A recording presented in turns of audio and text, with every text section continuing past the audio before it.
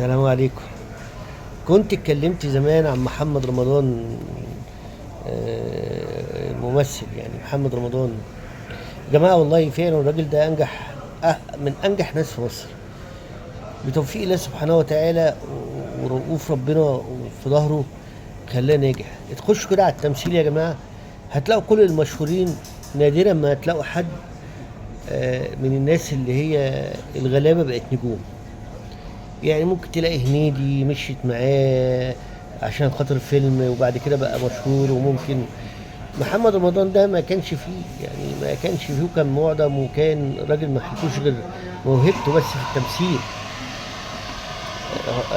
ونجح في حاجات كتير قوي، نجح في ان يقدم راب ويغني، ونجح ان يبقى ممثل، نجح يبقى مذيع برنامج اهو الجديد بتاعه اللي هو اللي عامله في رمضان. والله العظيم برافو عليه.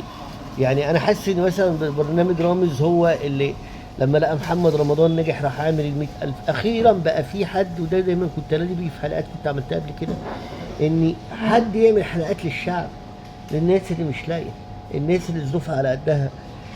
مش هلاقي برنامج مثلا واحد بياخد $1,000,000 و $500,000 عشان يعمل برنامج في رامز ولا 200. ليه يعني؟ ما انا عارف ان انت بتستضيف مشاهير، بس ليه؟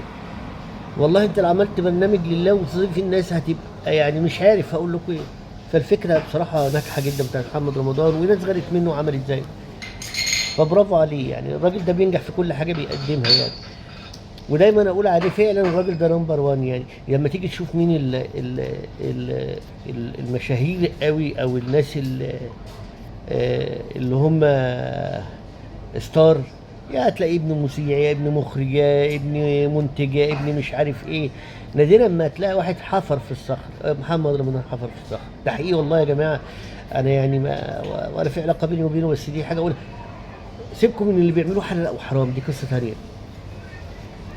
بس انا بتكلم فعلا محمد رمضان ده يعتبر مثال لكل واحد عايز ينجح، يكافح ويقاتل ويتعب عشان يبقى ناجح.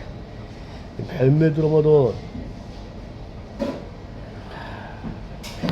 بالتوفيق للكل ان شاء الله.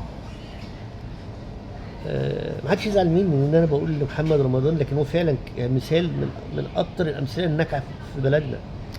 هو والنادي الاهلي بصراحه، هو والنادي الاهلي. الاهلي مهما بيحصل فيه نموذج للنجاح والاداره الناجحه يعني. مع السلامه.